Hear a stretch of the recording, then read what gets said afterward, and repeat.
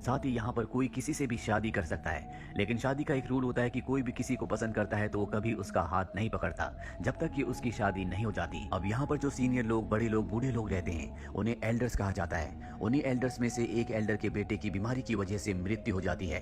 दरअसल इस गाँव में किसी भी तरह की अच्छी मेडिकल फैसिलिटी नहीं है, इसीलिए किसी भी तरह की बीमारी का इलाज करना यहाँ पर पूरी तरह से नामुमकिन है। अगली सुबह दिखाया जाता है कि सब एक साथ बैठकर खाना खा रहे होते हैं और तभी जंगल में से अजीब अजीब सी आवाजें आना शुरू हो जाती है, जिसे सुनकर सब घबरा जाते हैं। लेकिन यहाँ पर एक लड़का होता है जिसकी दिमागी हालत ठीक नहीं है, जिसका नाम नोआ है। वो हंसने लगता है, लेकिन उसे कोई भी परेशान नहीं करता, कोई उसका मजाक नहीं उड़ाता, क्योंकि इस गाँव में रहने वाले सब लोग एक दूसरे से बहुत प्यार करते हैं, एक दूसरे का साथ देते हैं। अब अगली सुबह दिखाया जाता है कि यहाँ पर एक जानवर की डेड बॉडी मिलती है, जिसके बाद इस गाँव के जितने भी एल्डर्स होते हैं वो एक मीटिंग रखते हैं, जिसमें वो डिस्कस कर रहे होते हैं कि उस जानवर को किसने मारा होगा। तभी इसी गाँव का एक नौजवान लड़का जिसका नाम लूशियस है वो वहाँ पर आता है और सभी एल्डर्स से विनती करता है कि मैं इस गांव से बाहर जाना चाहता हूं ताकि मैं मेडिकल फैसिलिटी को यहां तक ला सकूं। हमारे आसपास जरूर दूसरे गांव होंगे।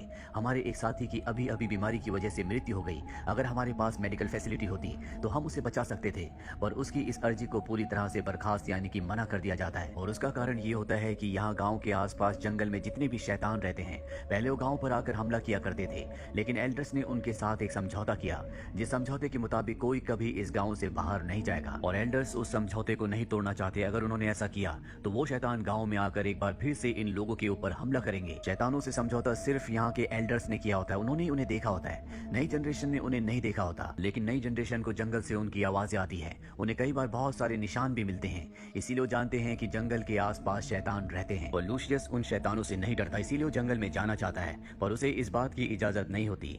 इसी गाँव में एक लड़की रहती है जिसका नाम आईवी है।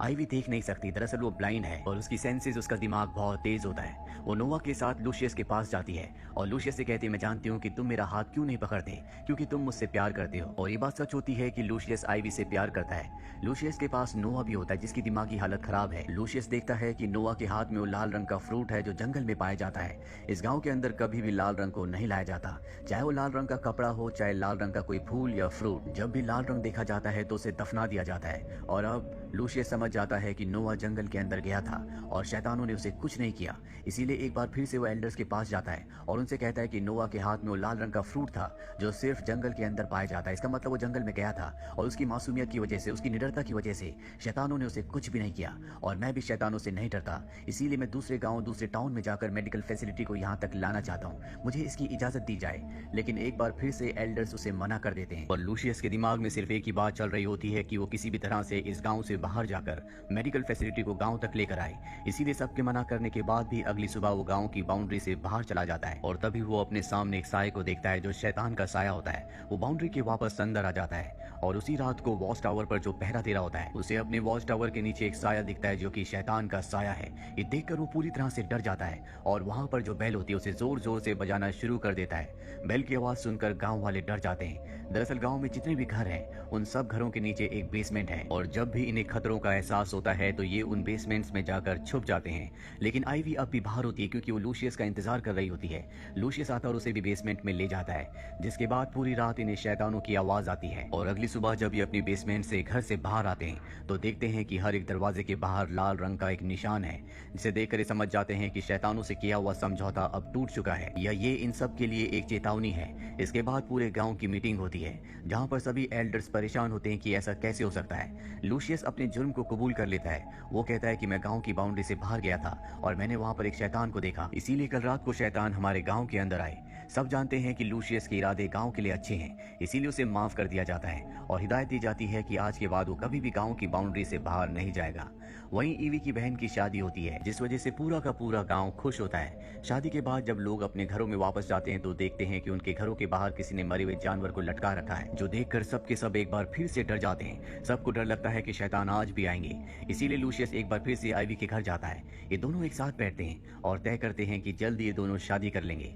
अगली सुबह जब ये बात नोवा को पता चलती है, जिसकी दिमागी हालत अच्छी नहीं है, तो उसे बहुत गुस्सा आता है क्योंकि बचपन से वो आईवी को पसंद करता है और अब उसके दिल में बदले की भावना जाग उठती है। है, जिसके चलते वो लूशियस को चाकू से जख्मी कर देता है।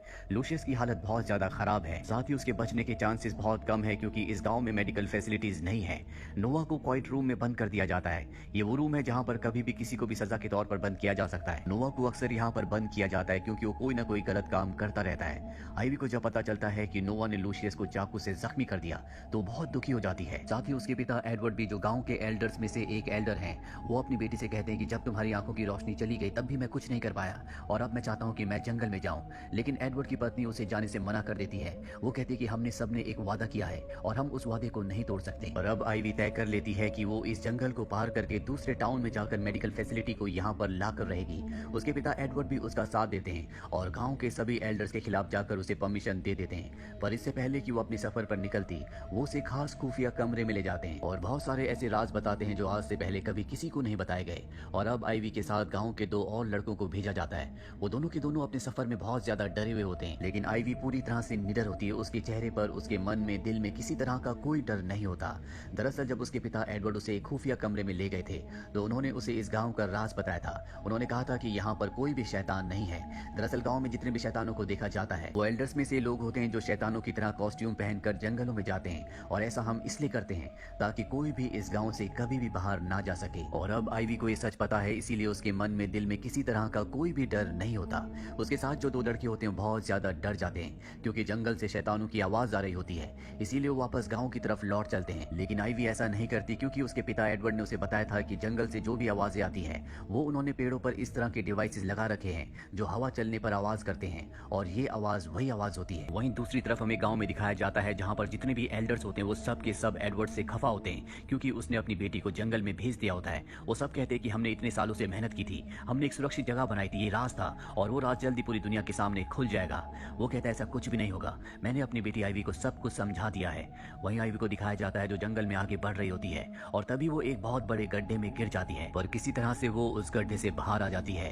अब उसे यहाँ पर शैतान की आवाजें आना शुरू हो जाती है। हालांकि उसके पिता ने बताया था कि जंगल में कोई भी शैतान नहीं है, लेकिन गांव में ऐसी भी कहानियां प्रचलित थी जिसके अनुसार बहुत पहले शैतान होते थे और वो इंसानों की नकल किया करते थे। जिसके बाद आईवी एक लकड़ी तोड़ती है और सामने से भी उसे लकड़ी तोड़ने की आवाज आती है। इसके बाद वो एक पत्थर फेंकती है और सामने से भी कोई पत्थर फेंकता है, जिसके बाद वो समझ जाती है कि शैतान सच में उसके सामने है, इसीलिए वो डरकर भागने लगती है और हमें उस शैतान को दिखाया जाता है जो उसका पीछा कर रहा होता है। आईवी की सेंसेस बहुत ज्यादा एक्टिव होती है, इसीलिए वो उससे बचकर भाग रही होती है और जिस गड्ढे के अंदर कुछ देर पहले वो गिरने वाली थी वो उस गड्ढे के सामने खड़ी हो जाती है। उसे पता है कि उसके पीछे शैतान आ रहा है और इससे पहले कि शैतान उसे पकड़ता वो सामने से हट जाती है और वो शैतान गड्ढे के अंदर गिर जाता है। वहीं दूसरी तरफ गांव में दिखाया जाता है जहां पर सभी एल्डर्स उस सीक्रेट क्वाइट रूम में जाते हैं जहां पर नोवा को कैद करके रखा गया था, लेकिन वो वहां पर नहीं होता और वहां पर एक खुफिया रास्ता होता है जहां पर कुछ सामान के साथ जानवरों की खाल भी होती है। यानी कि गांव में जितने भी जानवरों को मारा जा रहा था वो एल्डर्स नहीं मार रहे थे बल्कि नोवा मार रहा था, इसीलिए एल्डर्स भी परेशान थे। यहाँ पर हमें पता चलता है कि नोवा का दिमागी संतुलन ठीक तो नहीं है, लेकिन वो दिमाग से बहुत ही शार्प है। उसे दरअसल वो कॉस्ट्यूम मिल गई थी जिसे पहनकर एल्डर्स जंगल में घूमा करते थे और उसके पास भी वैसा ही कॉस्ट्यूम था जिसे पहनकर वो भी जंगल में एल्डर्स की तरह घूमता था। यानी कि उसे एल्डर्स का राज पता था, इसीलिए वो कभी भी किसी भी वक्त जंगल में चला जाता था। जिस तरह से सभी एल्डर्स यहाँ पर रहने वालों के दिमाग से खेल रहे थे उसी तरह नोवा भी उन सब एल्डर्स के दिमाग से खेल रहा था। लेकिन वो आईवी से प्यार करता था, इसीलिए जब उसे पता चला कि लूशियस आईवी से शादी करने वाला है तो वो अपना आपा खो बैठा और उसने उसे मारने की कोशिश की, जिस वजह से लूशियस पूरी तरह से जख्मी हो गया। और जंगल में जो शैतान आईवी के पीछे था जो गड्ढे में गिर चुका है वो और कोई नहीं बल्कि नोवा होता है जिसकी अब मृत्यु हो चुकी है। आईवी अपने सफर पर आगे बढ़ जाती है। उसके पिता एडवर्ड ने उसे खुफिया रास्ता बताया होता है। उस रास्ते पर चलते हुए वो एक ऊंची दीवार को पार करती है जहां पर हम सड़क देखते हैं और तभी वहां पर एक गाड़ी आती है जिससे पुलिस वाला नीचे उतरता है और यहाँ पर हमें पता चलता है कि ये 19th सेंचुरी नहीं है बल्कि ये 21st सेंचुरी है, यानी कि हमारा वक्त। वो पुलिस वाला आईवी को वहां पर देखकर हैरान होता है क्योंकि दीवार के दूसरी तरफ जो एरिया है उसे एनिमल सेंचुरी कहा जाता है जहां पर कभी कोई नहीं जाता और ना ही इसके ऊपर से कभी कोई प्लेन उड़ा होता है क्योंकि ये प्लेन का रूट नहीं होता। इसीलिए गांव वालों को कभी पता नहीं चला कि वो वक्त से बहुत पीछे जी रहे हैं। हालांकि एल्डर्स को वो सच्चाई पता होती है क्योंकि उन्होंने ही उस गांव को बनाया है। और अब आईवी पुलिस वाले से कहती है कि मुझे मेडिकल हेल्प की जरूरत है वो उसे एक चिट्ठी देती है जो उसके पिता एडवर्ड ने उसे दी थी, और साथ ही उसे एक सोने की घड़ी भी, क्योंकि उस गांव में पैसे नहीं होते। हालांकि पुलिस वाला अपने सीनियर को बताना चाहता था, लेकिन जब वो आईवी की मासूमियत और उसके दुख को देखता है तो वो उसकी मदद करने को तैयार हो जाता है और कुछ दवाइयां लाकर आईवी को दे देता है और उसी जगह छोड़ देता है जहां पर आईवी को उसने पहली बार देखा था। आईवी इसके बाद वापस अपने गांव में आ जाती है और जो दवा वो लेकर आई होती है वो अपने पिता को दे देती है, जिसके बाद वो दवा एडवर्ड को दी जाती है। साथ ही वो सबको बताती है कि जंगल में उसका सामना शैतान से हुआ था, लेकिन अब वो मारा गया। ये सुनने के बाद नोआ के माता पिता समझ जाते हैं कि उसकी मृत्यु हो चुकी है, लेकिन वो ये बात किसी को नहीं बताते। गांव में जितने भी लोग हैं उन सब के दिल में शैतान का डर ज्यों का त्यों है। अब सवाल ये उठता है कि एल्डर्स ने इस गांव को बनाया क्यों। दरअसल सन 1972 में जब एडवर्ड एक प्रोफेसर थे तो वो उन लोगों की काउंसलिंग किया करते थे जो बहुत ज्यादा दुख में थे, और उन सब के दुख का कारण ये दुनिया थी।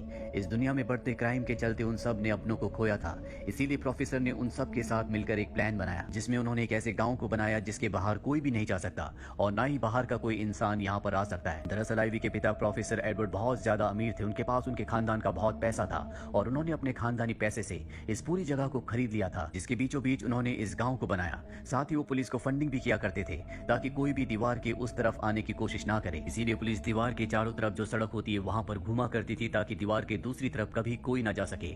साथ ही एडवर्ड गवर्नमेंट को फंडिंग किया करता था ताकि कोई भी प्लेन उस जगह के ऊपर से ना उड़े। और वहीं आईवी ने ये गवाही दी होती है कि उसने जंगल में एक मॉन्स्टर को मारा है, जिससे एक बार फिर से सबके दिलों में डर बैठ चुका है, यानी कि इनका राज अब भी राज ही रहेगा और गांव में जितने भी लोग हैं उन सबको एक पुराने तौर तरीके वाली यानी कि 200 साल पुरानी जिंदगी को जीना होगा। ये सब बच्चे जब यहाँ पर आए थे तो बहुत छोटे थे और अब सब बड़े हो चुके हैं, इसीलिए इन्हें कुछ भी याद नहीं होता। इसी के साथ ये फिल्म, ये कहानी यहीं पर खत्म हो जाती है। उम्मीद करते हैं कि ये कहानी आपको पसंद आई होगी।